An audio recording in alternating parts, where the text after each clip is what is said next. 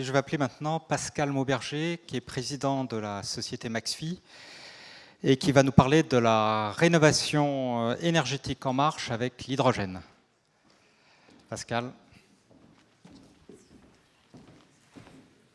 Merci Franck, merci de m'avoir invité à témoigner sur ce beau forum, cette belle université d'été. Alors, je vais vous parler d'hydrogène et du rôle que l'hydrogène peut jouer dans la transition énergétique. Puis je vais vous parler un petit peu aussi de la société que je préside, qui est Maxfi Énergie. Alors, on est très convaincus ici, tous, qu'on est en train de vivre un changement majeur dans la façon de gérer notre planète. Et je crois qu'on est en train de vivre une prise de conscience mondiale qui s'est traduit par la COP21, qui va se continuer au-delà de la COP21 sur les COP successives, qui commence à se traduire également dans les textes législatifs, la loi de transition énergétique en France. On est en train de vivre aussi des appels d'offres un peu majeurs sur, en particulier, l'hydrogène, l'Energiewende en Allemagne. Donc c'est des choses qui se concrétisent maintenant dans les lois et qui, finalement, vont pousser des solutions pour trois choses. Décarboner l'industrie, décarboner l'énergie et décarboner les transports. Deuxième chose qui vont être mes propos de cet après-midi, c'est l'hydrogène. L'hydrogène, c'est dans l'air. Alors, ce n'est pas encore la grande mode, ce n'est même pas encore tout à fait tendance, mais on en parle de plus en plus. Et je vais juste illustrer une de ces photos que j'ai mises sur ce panel. On a maintenant, et vous ne le savez peut-être pas, mais 5, je crois que c'est 7 maintenant, taxis hydrogène qui fonctionnent dans Paris. Et vous pouvez prendre le taxi. C'est un taxi extrêmement confortable, c'est un taxi électrique bien sûr, mais qui génère son électricité à bord avec de l'hydrogène. Et ces taxis, ils se rechargent au pont de l'Alma. Vous avez une station de recharge hydrogène au pont de l'Alma. Donc quand on me dit l'hydrogène c'est dangereux, très bien, mais on l'a quand même mis au cœur de Paris, au cœur du pont de l'Alma. Donc c'est des choses qui sont en train de se réaliser et qu'il faut que vous ayez conscience. Troisième chose que je vais illustrer, ça a été dit d'ailleurs par Luc tout à l'heure, il y a des grands acteurs de l'énergie qui sont en train de passer au tout renouvelable. Alors, c'est E.ON, et on en a parlé tout à l'heure, c'est RWE, c'est aussi Engie, et je vous ai mis ici la déclaration de M. Mestrallet lors de la dernière réunion annuelle du groupe Engie, qui a annoncé un plan de 3 ans pour que Engie devienne le leader ou un des leaders de la transition énergétique. Et l'intérêt aussi derrière tout ça, c'est qu'Engie, ça a déjà été dit, ça sera sans doute redit, est très engagé aussi dans l'hydrogène. Alors, comment ça se traduit ? Eh bien, ça se traduit par le fait qu'on a de plus en plus d'énergie renouvelable dans les réseaux. Alors, il y a beaucoup de chiffres sur ce graphe, sur ce slide. Les quelques chiffres à retenir, eh bien, en termes de capacité installée, en 2015 en Europe, quand vous combinez l'éolien et le solaire, c'était 25% de la capacité installée en 2015 en Europe. Et puis, quand vous regardez l'éolien, eh bien, c'est la troisième source, la troisième capacité de production installée derrière le gaz et le charbon. Donc, vous voyez que c'est quand même extrêmement significatif. Et puis, quand vous regardez en tendanciel, eh bien, depuis 8 ans, plus de 55% des nouvelles installations de capacité, c'est de l'énergie renouvelable. Et si vous regardez même à plus court terme, en 2015, 77% des nouvelles installations étaient des renouvelables. Donc ça veut dire quoi ? Ça veut dire qu'on va massivement vers les énergies renouvelables. Alors ça, c'est quelque chose qui est... Bon, c'est bien, on est tous contents de voir ça, mais c'est en filigrane un changement de paradigme extrêmement important dans la façon de gérer, de produire et de gérer nos réseaux énergétiques. On avait l'habitude d'avoir des réseaux qui étaient gérés de manière centralisée. Ce n'est pas pour rien qu'on appelle une centrale de production du mot de centrale. C'était des centrales de production qui étaient interconnectées en réseaux maillés. Et puis, on produisait à la demande. C'est-à-dire, quand il y avait un consommateur, eh bien, on produisait de l'énergie électrique pour le mettre sur le réseau. Et on sait bien qu'un réseau électrique, ça doit être équilibré. Il ne peut pas y avoir plus de production que de consommation, ou moins. Parce que sinon, la fréquence commence à varier, et puis tout s'écroule, et c'est le blackout.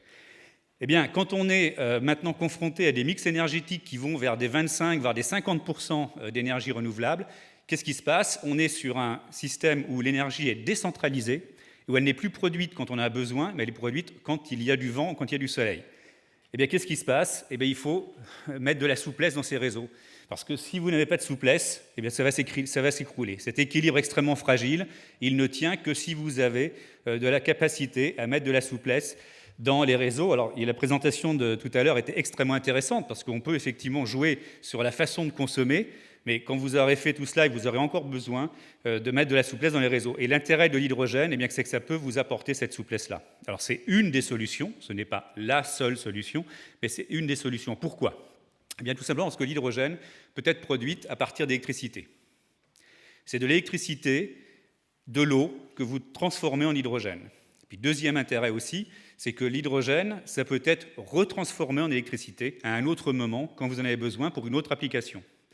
Et vous voyez qu'en fait, en faisant cela, eh bien, vous êtes capable de prendre de l'électricité, quand elle est surabondante sur les réseaux, la transformer en hydrogène, qui est un gaz.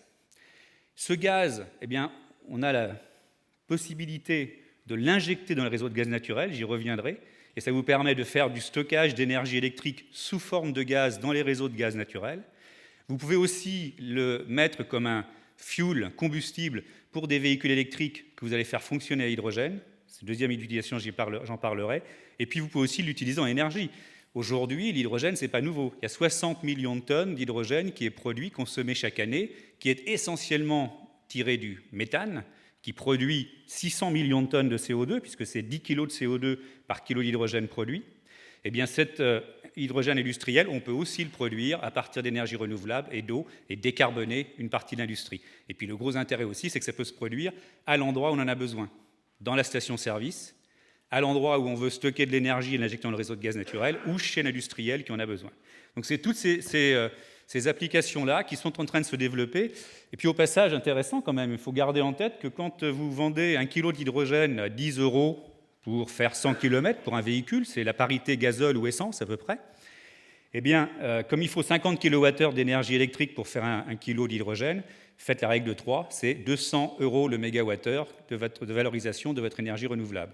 Ce n'est pas tous les jours qu'on peut vendre son énergie électrique aujourd'hui à 200 € le mégawattheure. Donc, quand vous la transformez en hydrogène et que vous en faites un carburant pour des véhicules électriques, eh bien, vous êtes sur ces ratios-là. Alors, le power to gas, donc, ça consiste tout simplement à capturer de l'électricité électrique lorsqu'elle est surabondante, la transformer en hydrogène par électrolyse de l'eau, et puis l'injecter dans le réseau de gaz. Il faut savoir qu'on peut mettre jusqu'à 6% d'hydrogène dans les réseaux de gaz. Si vous êtes abonné au gaz, vous pouvez avoir 6% d'hydrogène dans votre gaz naturel, et que vos chaudières ou vos gazéinières ont été testées avec des gaz jusqu'à 23% d'hydrogène. Vous voyez qu'il y a une capacité énorme, et en gros, finalement, qu'est-ce que ça permet de faire ? Ça permet de mettre du vent ou du soleil dans nos réseaux de gaz naturel. Ça a beaucoup démarré en Allemagne. L'Allemagne, compte tenu de ces problèmes énergétiques, s'est engagée massivement dans ces démonstrations, dans ces projets assez importants. Et puis, ça démarre maintenant en France, c'est beaucoup porté par le groupe Engie, un premier démonstrateur à Dunkerque, et puis un projet majeur à Fos-sur-Mer, porté par GRT Gaz, dans lequel McPhy, au passage, va livrer 1 MW d'électrolyse. Deuxième grande utilisation de l'hydrogène énergie, eh bien, ce sont les véhicules. Alors, on est tous convaincus que le développement d'une mobilité durable, ça passe par le développement d'une mobilité électrique. Et le gros problème, j'ai un véhicule électrique, mon épouse a un véhicule électrique, il fait 120 km d'autonomie. Et quand je veux le recharger dans mon garage, je mets 12 heures pour le recharger. J'ai aussi un véhicule électrique pour la société McPhy avec un prolongateur d'autonomie à hydrogène. Ça me double l'autonomie de ce véhicule électrique. C'est une Kangoo électrique à batterie avec une pile à combustible qui double la capacité et l'autonomie du véhicule. Le réservoir d'hydrogène, je le recharge en 3 minutes à la pompe d'hydrogène qui existe à côté de mon entreprise à Grenoble. Et c'est ça le véhicule électrique à hydrogène, c'est un véhicule électrique dans lequel vous gérez l'électricité non pas dans des batteries, mais vous la produisez à bord et vous emportez une autonomie de 600 km sous forme de 5 kg d'hydrogène chargé dans un réservoir. Et ces 600 km d'autonomie, vous les rechargez en 3 minutes dans une pompe de recharge hydrogène qui est extrêmement semblable à ce que vous avez l'habitude d'utiliser pour l'essence ou le gazole. Donc voilà ce qui se passe. Donc les véhicules, vous les avez vus, ils sont là. Les pays qui sont pionniers dans ces solutions-là, c'est parti du Japon, de l'Asie, c'est Toyota qui porte beaucoup ça. C'est beaucoup maintenant développé en Europe, en Allemagne, au Royaume-Uni, en Scandinavie, mais en France aussi. Et puis c'est aux États-Unis, en particulier sur la côte ouest, mais aussi sur certains États de la côte est. Et puis en France, ça se développe aussi. On a une dizaine de stations-service, une douzaine maintenant de stations-service qui fonctionnent en France, et on aura une vingtaine de plus à la fin de l'année prochaine, et on est sur une centaine de stations-service à l'horizon 2020, et c'est inscrit dans les plans du gouvernement actuellement. Je terminerai là-dessus. 2 mots sur McPhy. Donc, McPhy, c'est une société qu'on a créée avec quelques entrepreneurs il y a maintenant 8 ans, bientôt 9, qui a démarré sur une solution de stockage très innovante de l'hydrogène sous forme solide et qui a élargi son spectre d'application en ayant, l'électrolyse et puis maintenant les stations-service. Et on adresse toute la chaîne, de l'électron dans le réseau électrique jusqu'à l'hydrogène dans son application, dans le réservoir de la voiture. Voilà ce que je voulais vous dire sur ces applications. Merci.